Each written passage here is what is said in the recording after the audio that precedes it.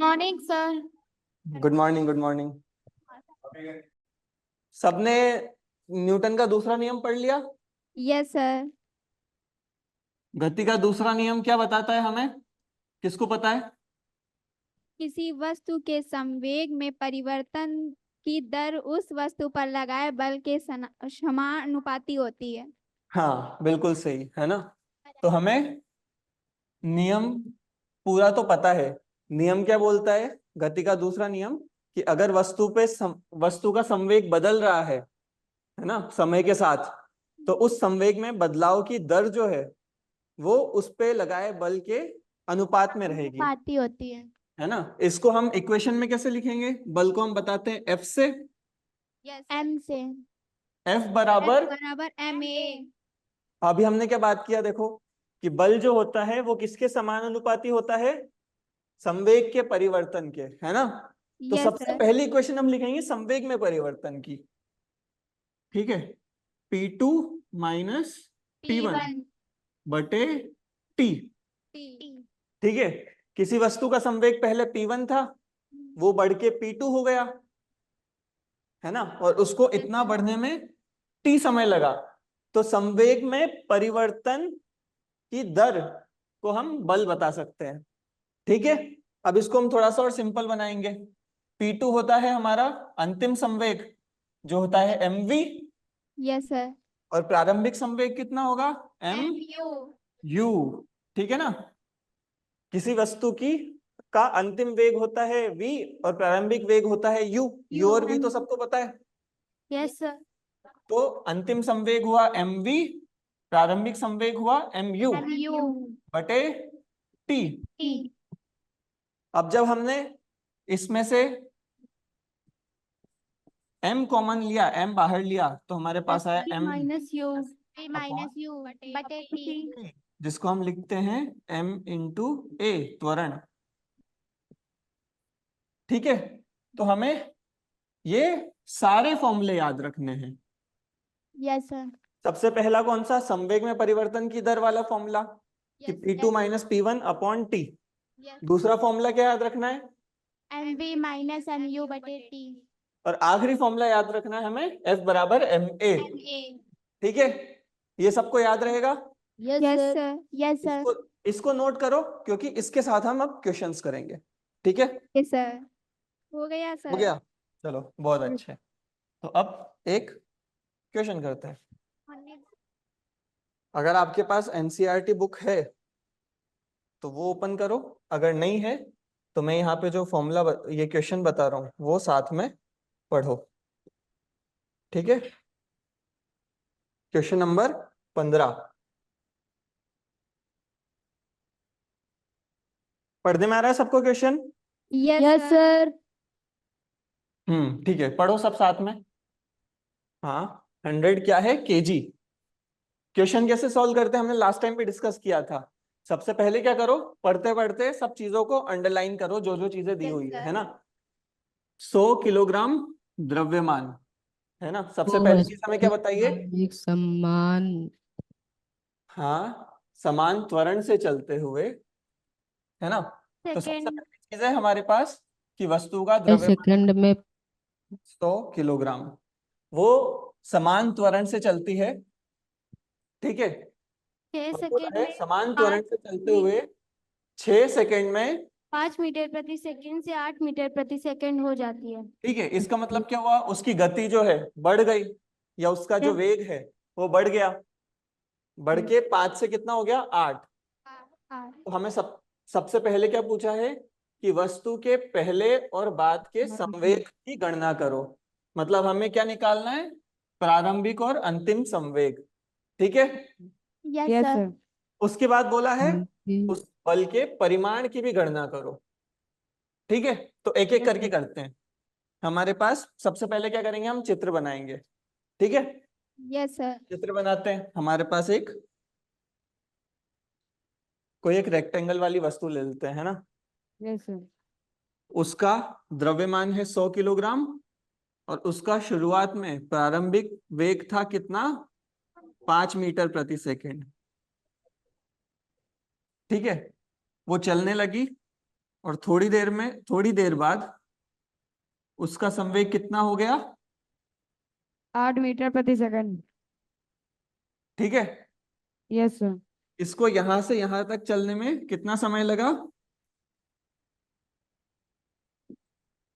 6 second. ठीक है, yes sir. अब हम लिख लेते हैं हमें क्या क्या चीजें दी गई है यस सर। है ना? क्या क्या दिया है, एक एक करके बताओ। सबसे पहले क्या दिया है? एम बराबर 100 kg। m बराबर 100 kg। केजी। ठीक है, टी बराबर 6 सेकंड। सेकंड। बिल्कुल सही। t बराबर 6 6 सेकंड। सेकंड। यू फिर बराबर 5 मीटर प्रति सेकंड। प्रारंभिक वेग है 5 मीटर प्रति सेकंड, और अंतिम वेग है 8 मीटर 8 प्रति मीटर। सेकंड। 8 मीटर प्रति सेकंड। यस ये सर। तो हो गया हमारा क्या क्या। दिया है। अब देखेंगे हम क्या क्या पूछा यस सर। है ना? क्या क्या पूछा है? सबसे पहले पूछा है पहले और बाद के संवेग की गणना करो, है ना? Yes sir. हम बात करेंगे अब क्या पूछा है। Yes sir. सबसे पहला क्या पूछा है? प्रारंभिक संवेग P1। P1। P1 का फॉर्मूला क्या होता है? P1 minus P2। P1 का फॉर्मूला क्या होता है? संवेग का, प्रारंभिक संवेग का होता है एम यू। प्रारंभिक वेग। MU माइनस हाँ, M। बस mu। P1 होता है बस mu, इतना ही होता है ना? Yes sir. वैसे ही अंतिम संवेग क्या होता है? M V. MV। mv। हमें ये दोनों चीजें पूछी है। और तीसरा क्या पूछा है? उस पे लगाया गया बल। कल। ये तीन चीजें हमें पूछी है। F कितना है, प्रारंभिक संवेग कितना है, और अंतिम संवेग कितना है। ठीक है, तो इतना चित्र बनाओ सब, और चित्र के साथ क्या क्या चीजें दी गई है वो लिखो, क्या क्या पूछा है वो लिखो, है ना? लिख लिया बच्चों? आगे बढ़े? Yes sir. Yes sir. ठीक है, तो अब चलो फॉर्मूला लगाओ। अब तो आपको पता ही है। सबसे पहले क्या पूछा है? P1। P1। प्रारंभिक संवेग, है ना? Yes sir. मतलब P1 निकालो सब। P1 कैसे निकालोगे? हमें सारी वैल्यूज तो पता है, सब अपना अपना निकालो, फिर हम यहाँ पे चेक करेंगे कितनों का आया। 500। P1 500। ठीक है, P1 500 आया। और किसी का आया? P2 800। Yes sir. हाँ। कितनों का P1 500 आया? हाथ ऊपर करो एक बार। आया, बहुत सारे बच्चों का आया। राम जानकी में भी आया, है ना? चंपा देवी में भी आया। बैकुंठपुर वाले बच्चों, P1 निकाल सकते हो? नहीं निकाल सकते? देखो अभी आपने, चलो ये चैप्टर पूरा नहीं पढ़ा है ना? हमें सारी वैल्यूज पता है और यस। हमें फॉर्मूला भी पता है। ठीक है, यस सर। तो हमें क्या करना रहेगा? बस फॉर्मूले में वैल्यू डालनी है। Yes sir. Yes sir. P1 क्या होगा? mu। हम m की वैल्यू रखेंगे पहले। m का मान कितना है? 100 100 किलोग्राम। किलोग्राम। और u कितना है? 5 5 सेकंड। मीटर पर। 5 मीटर पर सेकंड। Yes yes sir. तो दोनों को मल्टीप्लाई करेंगे, क्या आएगा? 500। 500 kg मीटर प्रति सेकंड। हाँ, तो साथ में यूनिट लिखनी भी जरूरी है, मात्रक या इकाई के। Yes sir. संवेग की मात्रक क्या होती है? किलोग्राम मीटर प्रति सेकंड। सेकंड। सेकंड। ठीक है, वैसे ही वो अंतिम संवेग भी निकालेंगे। क्या एम होगा? m गुणा v। वी। दोनों की वैल्यू एक एक करके रखते हैं। 100 kg। हाँ, 8 मीटर 8 प्रति सेकंड। 8 मीटर मीटर प्रति सेकंड प्रति सेकंड। सेकंड। हाँ, तो ये कितना आ गया? 800 800 केजी kg मीटर प्रति सेकंड। मीटर प्रति सेकंड। तो सेकंड। हमारा आधा क्वेश्चन तो सॉल्व हो गया। हमने प्रारंभिक संवेग भी यस निकाल सर। लिया, हमने अंतिम संवेग भी निकाल लिया। अब हमसे पूछा है कि बल क्या होगा, यस सर। है ना? अगर वस्तु अपनी गति बदल रही है तो बल लगेगा, यस सर। Yes sir. है ना? बिना बल के तो, अगर किसी वस्तु पे बल नहीं लगेगा तो वस्तु अपनी स्थिति बदल ही नहीं सकती। ये तो हमने बल की परिभाषा में पढ़ा था यस यस सर। सर। कि अगर वस्तु अपनी स्थिति बदल रही है, विराम की स्थिति या फिर गति की स्थिति, इसका मतलब उस पे बल लग रहा है। Yes sir. Yes, sir. हमने देखा, देखो वस्तु ने अपनी गति बदल ली, इसका मतलब बल लगा था। तो बल कितना होगा? अब हम वापस वो पहले पेज पे जाते हैं कि हमारे पास बल के क्या क्या फॉर्मूले थे। F एक bar था R. P2 minus P1 upon T, upon Yes, T. sir. एक था M into V minus you upon T, Yes, sir. Yes sir. Upon और एक और था MA, है ना। Yes Yes. सर। अब देखो इधर से देखते हैं, हमें A पता है क्या, त्वरण पता है? No sir. No, sir. नहीं, तो हम ये फॉर्मूला तो नहीं लगा सकते, है ना। हमें इस फॉर्मूले में M पता है, V पता है, U पता है और T पता है, Yes, sir. यस तो सर। हम ये फॉर्मूला लगा सकते हैं। Yes, sir. और ये वाला हमें P2 पता है, P1 पता है और T पता है, Yes, sir. तो हम शुरू के दो फॉर्मूले में से कोई सा भी लगा सकते हैं। Yes sir. Yes, अब sir. अपने हिसाब से जो अच्छा लगे वो लगा लो।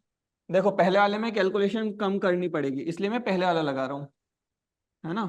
P2 minus P1 upon P1. T, हमें पता है P2 कितना निकाला था हमने, 800, 800. P1 कितना था, 500. 100, इसकी यूनिट क्या थी, किलोग्राम मीटर प्रति सेकंड. मीटर प्रति सेकंड, है ना, ठीक है। अपॉन टी, समय कितना है, 6 सेकंड, ठीक है। Yes, sir. अब सॉल्व करो। सर 50 न्यूटन आया. 800 माइनस 500 कितना आया, 300, है ना। Yes, sir. 2 बटे 6, 50। हाँ बिल्कुल सही है, 50 न्यूटन आएगा।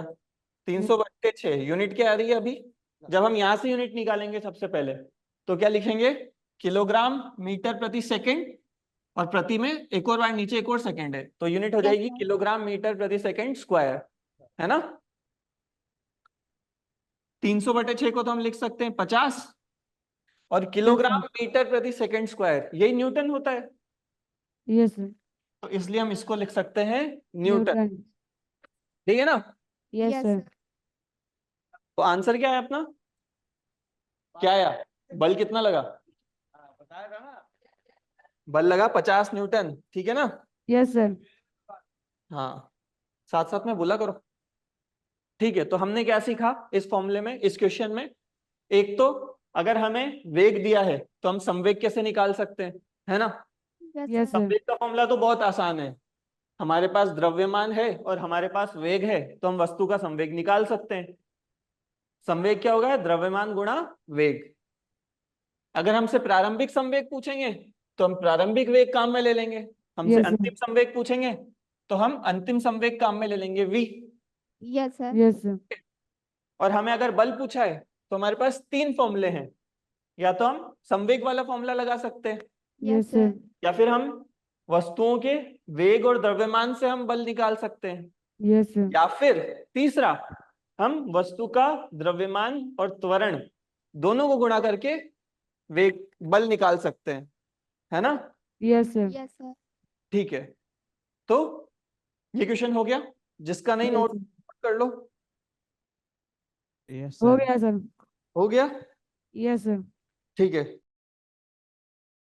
यहाँ पे तो देखो जब हम फॉर्मूले लिखेंगे ना, तो फिजिक्स में फॉर्मूले तो बहुत आसान आसान है, कोई भी लंबा फॉर्मूला नहीं है ना।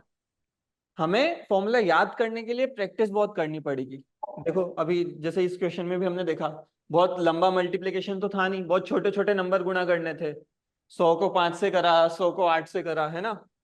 तो सॉल्व तो बहुत आसान है, फॉर्मूला भी बहुत आसान सा है, पर जब तक हम प्रैक्टिस नहीं करेंगे ना, तब तक हमें इतना छोटा सा फॉर्मूला भी याद नहीं रहेगा कि P बराबर mu।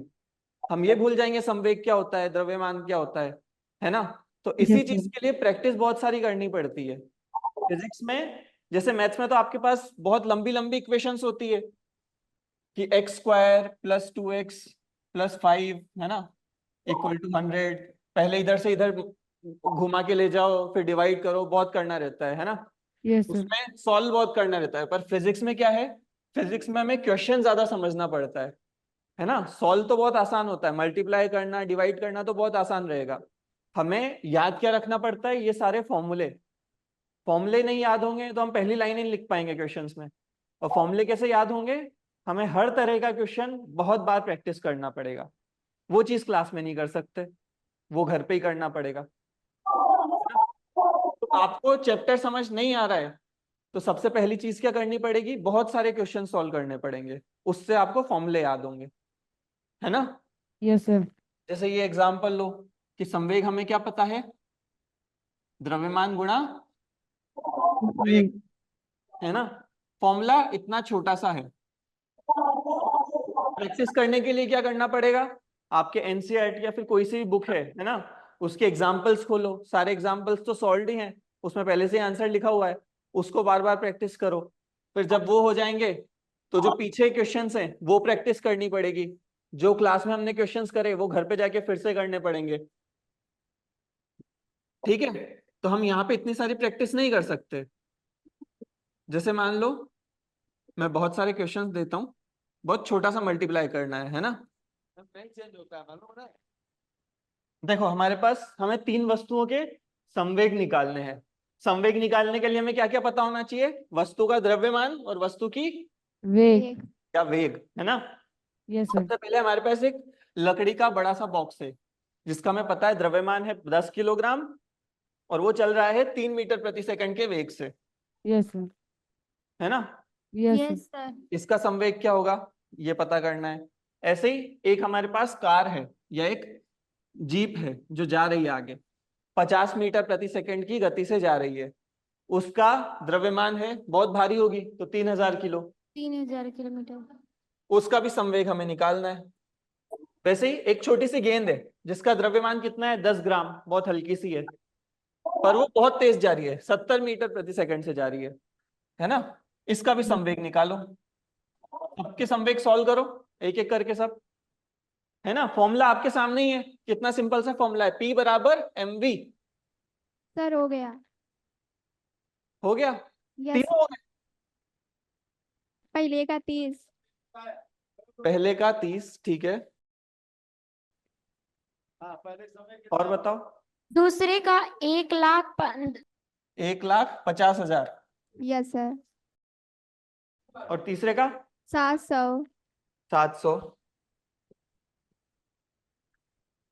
एक चीज तो सबने गलती की कि क्या करा, हमने यूनिट नहीं लगाई, यूनिट। है ना। Yes sir. यूनिट जब तक नहीं लगाएंगे तब तक आंसर सही नहीं होगा, यस सर। ठीक है। किलोग्राम मीटर प्रति सेकंड। किलोग्राम मीटर प्रति सेकंड। और किसी का कुछ अलग आंसर आया क्या, बताओ। किसी और का कुछ आंसर आया है या सबका यही आया, ये आंसर तो सही है, ये भी सही है, पर ये गलत है ना। एक एक करके फिर से सॉल्व करते हैं, सब साथ साथ में करो और इसको घर पे जाके प्रैक्टिस करनी पड़ेगी। P बराबर क्या होता है, द्रव्यमान गुणा वेग, है ना। तो हम क्या लिखेंगे, 10 गुणा 3, साथ में यूनिट भी लगाएंगे, 10 kg गुणा 3 मीटर प्रति सेकंड, ठीक है। हाँ या ना बोलो बच्चों। Yes sir. तो 10 इंटू 3 तो क्या हो गया 30, यस सर। और यूनिट क्या आ गई, किलोग्राम किलोग्राम मीटर प्रति सेकंड। मीटर प्रति सेकंड। ऐसे ही इसको भी एक एक करके सॉल्व करेंगे, ठीक है। द्रव्यमान है उसका 3000 10 किलोग्राम केजी। और गति है, वेग है उसका 50 मीटर 50 मीटर। मीटर प्रति सेकंड। तो क्या हो गया, 3000 इंटू 50 कैसे लिखेंगे हम, 3 गुणा 5 तो 15, और फिर जितने जीरो इतने लगा दो, यस कितने सर। 1 2 3 4, अब कॉमा लगाओ, है ना। ये कितना आ गया 1,50,000, यूनिट क्या है केजी किलोग्राम मीटर मीटर प्रति सेकंड। सेकंड। मीटर प्रति सेकंड, ठीक है। अब इसका देखते हैं, 800 आंसर है इसका। 700। नो 700 तो बताया ना हमने, 700 गलत है। 10 ग्राम गुणा 70 मीटर प्रति सेकंड, सेकंड। क्या हो गया, 10 गुणा 70 कितना हो गया 60, पर यूनिट क्या आई ग्राम, मीटर सेकंड। है ना। तो यूनिट तो गड़बड़ हो गई ना, 700 ग्राम मीटर प्रति सेकंड, हम बाकी सब तो किलोग्राम में कर रहे हैं, तो इसको भी किलोग्राम में बदलना पड़ेगा ना। सर। सर। हाँ, तो किस चीज को किलोग्राम में बदलना था, वेग को बदलना था या द्रव्यमान को बदलना था, द्रव्यमान को। द्रव्यमान को। द्रव्यमान को। तो सबसे पहले हमें इसलिए याद रखना रहता है कि क्वेश्चन सॉल्व करने में सबसे पहले हमें सारी यूनिट्स, सारी इकाइयां जहां पे हम सॉल्व करते हैं वहां पे लानी पड़ेगी, है ना। Yes sir. सबसे पहले हम द्रव्यमान को लिखेंगे m बराबर 10 ग्राम। ग्राम क्या होता है? 1/1000 किलोग्राम, है ना। Yes sir. तो द्रव्यमान कितना आ गया? 1/100। अब संवेग निकालेंगे। अब संवेग कितना होगा? 1/100 तो किलोग्राम है ना। और गति है, वेग है उसका 70 मीटर प्रति सेकंड। तो क्या आया? 70/100 किलोग्राम। 100 आया सर।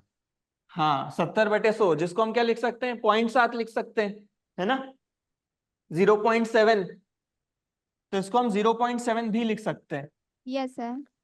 इसलिए क्वेश्चंस बहुत सारा प्रैक्टिस करना पड़ेगा, क्योंकि हम ऐसी छोटी छोटी गलती कर देंगे, है ना। हमें फॉर्मूला भी याद है, हमें यही मल्टीप्लाई आंसर करना आया। भी आता है, पर क्योंकि हमने प्रैक्टिस नहीं की थी तो हम ये चीज भूल गए कि पहले यूनिट बदलना पड़ेगा। ठीक है ना। Yes sir. तो इसलिए ये सब घर पे प्रैक्टिस करनी पड़ेगी। इनको नोट करो और घर पे जाके ऐसे ही इन्हीं क्वेश्चंस को फिर से एक और बार प्रैक्टिस करना। घर पे इन्हीं क्वेश्चंस को वापस से सॉल्व करना। Okay sir. सर नोट हो गया। हो गया ना। Yes sir. अभी एक और क्वेश्चन है जो आपको होमवर्क में करना पड़ेगा। ठीक है। ये क्वेश्चन सब जिसके पास एनसीईआरटी है वो तो सॉल्व करो या उस पर अंडरलाइन करो कि क्या क्या चीजें पता है, क्या क्या निकालनी है। जिसके पास एनसीईआरटी नहीं है वो इस क्वेश्चन को लिख लो, कल ये डिस्कस करेंगे अपन, है ना। और जिसके पास एनसीईआरटी बुक है फिजिक्स की, वो क्या करो, एनसीईआरटी बुक में अंडरलाइन करो कि क्या क्या चीजें हमें दी गई है और क्या क्या निकालनी है ना। तो सबसे पहला क्या दिया है हमें? 10 ग्राम द्रव्यमान। अब देखो फिर से ग्राम आ गया ना, तो सबसे पहले क्या करना पड़ेगा? यूनिट बदलनी पड़ेगी। Yes sir. ठीक है। किस चीज की बात कर रहे हैं? एक गोली, मतलब एक बंदूक से हमने गोली छोड़ी, वो चल रही है 150 मीटर प्रति सेकंड के वेग से।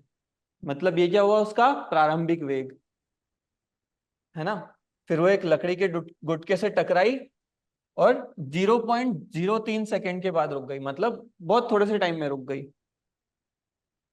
अब पूछा है रुक गई है ना, ये भी काम की चीज है। रुक गई मतलब उसका अंतिम वेग कितना हुआ? 0।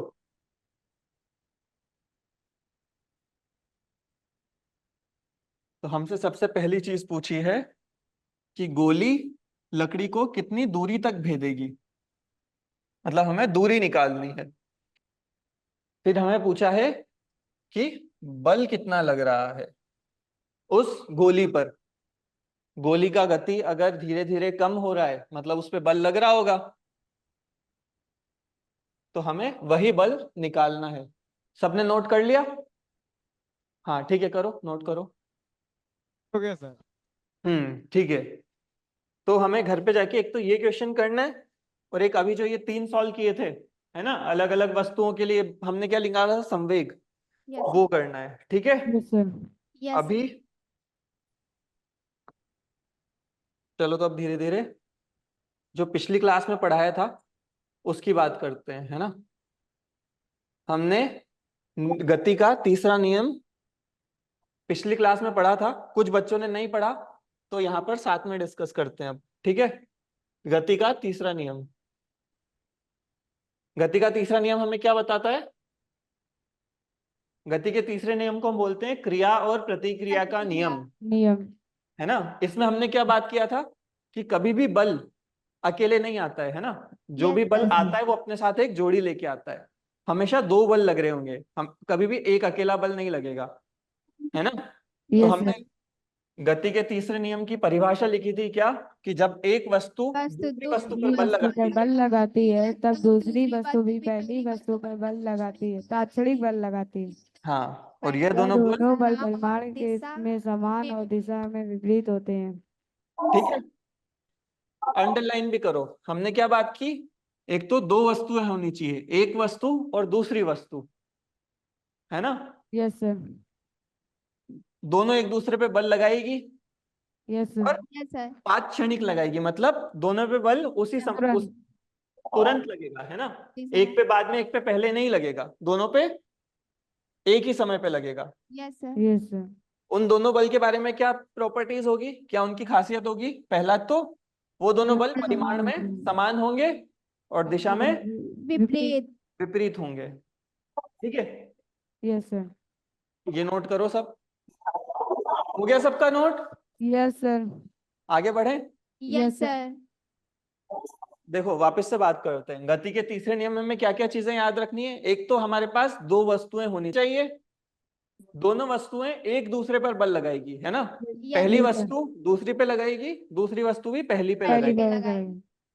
ताक्षणिक। दोनों तात्क्षणिक बल लगाए। तात्क्षणिक लगाएगी, मतलब दोनों बल एक ही समय पे लगेंगे। Yes. उन दोनों बलों की दिशा विपरीत होगी और परिमाण परिमाण बराबर होगा, समान होंगे। होगा। है ना। इसके Yes, हमने sir. कुछ एग्जाम्पल किए थे, जैसे आप सबने अपने अपने एग्जाम्पल बताए थे। क्या क्या बताए थे, देखो। जैसे जब हम बंदूक से गोली। नाव से उतरते हैं, है ना, यस सर। Yes, नाव sir. से किनारे पे उतरते हैं, तो क्या होता है, हम जैसे ही आगे गए नाव पीछे की तरफ खिसकती है ना। Yes, sir. Yes sir. तो क्या होता है, जब हम चलने लगे तो नाव ने हम पर आगे की तरफ बल लगाया, तो हमने नाव पर पीछे की तरफ बल लगाया। लगाए। ठीक है, Yes, sir. हमारे पास दो वस्तुएं थी, एक हम और एक नाव। नाउ। दोनों ने एक दूसरे पर बल लगाया, यस सर। दोनों ने विपरीत दिशा में लगाया, है ना। Yes. नाव Yes, sir. हम पे आगे लगाया तो हमने नाव पर पीछे लगाया। पीछे पीछे लगाए। लगाए। ठीक है, वैसे ही Yes, जब हम sir. जमीन पे चलते हैं तो क्या होता है, हम जमीन को पीछे धक्का देते हैं, यस Yes, सर। sir. जमीन हमें आगे धक्का आगे देती है। देखा है। आगे धक्का देती है इसलिए हम आगे चल पाते हैं, है ना। Yes, sir. Yes sir.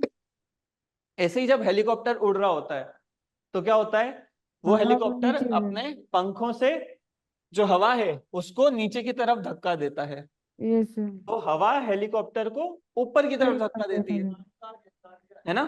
Yes, sir. Yes sir. तो यहाँ पर भी दो बल हुए, दोनों की दिशा विपरीत हुई Yes, sir. Yes sir. और दोनों अलग अलग वस्तुओं पर लग रहे हैं। Yes, sir. वैसे ही दूसरा एग्जाम्पल था हमारा बंदूक से गोली निकलने के टाइम पर। जब बंदूक से गोली निकलती है तो गोली आगे की तरफ जाती है तो बंदूक पर पीछे धक्का पीछे की लगता तरफ बल लगता है। Yes sir. है ना। Yes, sir.